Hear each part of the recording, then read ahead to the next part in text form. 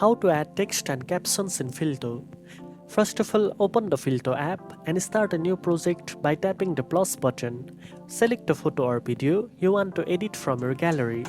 Once your media is loaded, tap on the text option from the toolbar at the bottom. Now tap on add text and type the caption or message you want to display on your content. Filto offers a variety of fonts, colors, and styles. You can explore different font designs and pick one that matches your video's mood or aesthetic. You can also change the size, position, and alignment of the text by dragging and pinching it on the screen. If needed, you can adjust the opacity, add background highlights, or apply shadows to make your text stand out better.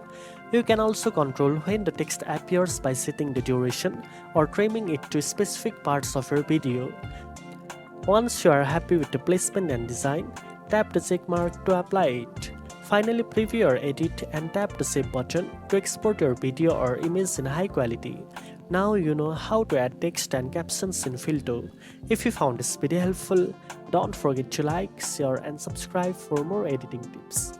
Thanks for watching and I'll see you in the next one.